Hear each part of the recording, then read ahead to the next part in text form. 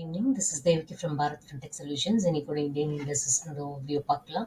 இன்னைக்கு நம்மளோட Indian industries வந்து ஃப்ளாட்டாக தான் வந்து க்ளோஸ் ஆயிருக்காங்கன்னு சொல்லியிருக்காங்க. இன்னைக்கு வந்து செஷன் வந்து ரொம்ப ஹைலி வாலட்டாலாக இருந்ததுன்னு சொல்லியிருக்காங்க.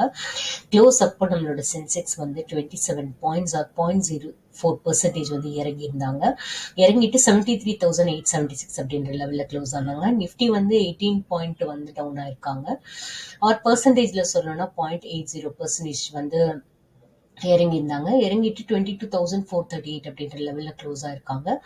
ஒரு சின்ன நோட் என்ன அப்படின்னா, வீக் குளோபல் கியூஸ்க்கு இடையில இன்னைக்கு மார்க்கெட் வந்து ஓப்பன் ஆகுறப்பவே வந்து நெகட்டிவ்ல தான் ஓப்பன் ஆயிருக்காங்க.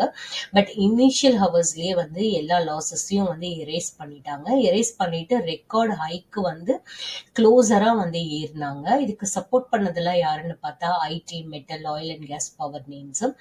பட் ஃபைனல் ஹவர்ல பாத்தீங்கன்னா வந்து செல்லிங் ஜாஸ்தியா இருந்ததுனால இன்ட்ராடே கெயின்ஸ் எல்லாமே வந்து எரேஸ் ஆயிடுச்சு அப்படின்னு சொல்லியிருக்காங்க.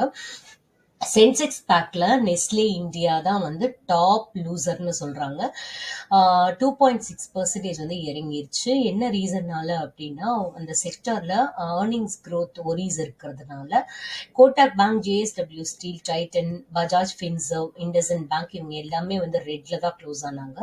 NTPC, tech Mahindra, TCS and Bharti Airtel இவங்க எல்லாமே வந்து கெயின்ஸ்ல தான் க்ளோஸ் ஆயிருக்காங்க.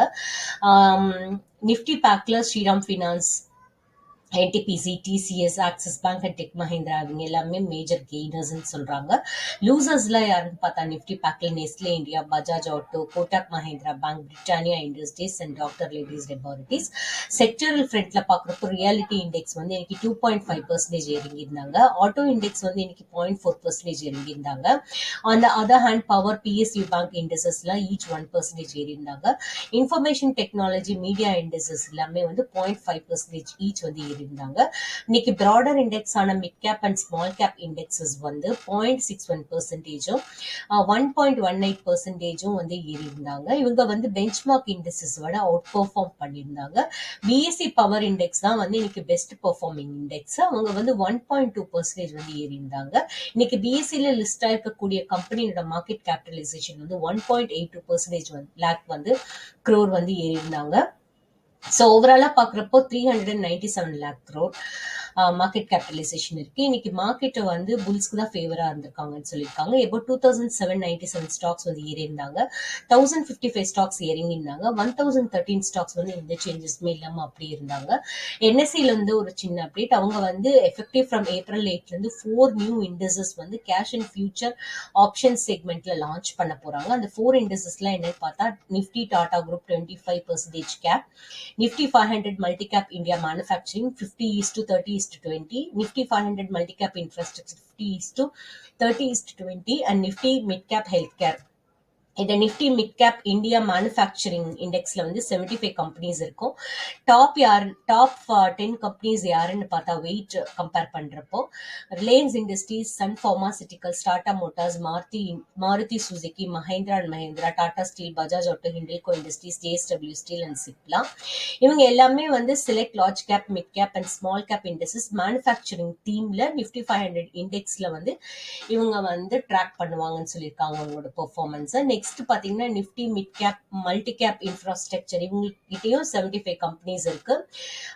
டாப் 10 கான்ஸ்டிடியூஸ் கம்பெனிஸ்லாம் யாருன்னு இதுல கொடுத்துருக்கு, ப்ளீஸ் ரெஃபர் பண்ணிக்கோங்க. அதே மாதிரி மிட் கேப் ஹெல்த் கேர் பத்தியான டீடைல் கொடுத்துருக்கு. நிஃப்டி டாடா குரூப் 25 கேபெக்ஸ்ல வந்து எவ்வளவு கம்பெனிஸ் இருக்கு அதனோட டீடைல்ஸ் எல்லாம் இதுல கொடுத்துருக்கு, ப்ளீஸ் ரெஃபர் பண்ணிக்கோங்க. நெக்ஸ்ட் வந்து ருப்பி வந்து இன்னைக்கு ரெக்கார்ட் லோக்கு வந்து இறங்கியிருக்காங்க. ஏன் என்ன ரீசன்னால அப்படின்னா, லோக்கல் ஆயில் கம்பெனிஸ்ல டாலர் டிமாண்ட் இருந்ததுனாலையும் ஏஷியன் பியர்ஸ்ல வீக்னஸ் இருந்ததுனாலையும் சொல்றாங்க. இன்னைக்கு ருப்பி வந்து 83.43 ருபீஸ்க்கு வந்து எகென்ஸ்ட் யூஎஸ் டாலர் வந்து க்ளோஸ் ஆயிருக்காங்க. நேற்று செஷன் கம்பேர் பண்றப்ப இன்னைக்கு 0.06% வந்து வீக்கரா இருந்திருக்குன்னு சொல்லியிருக்காங்க.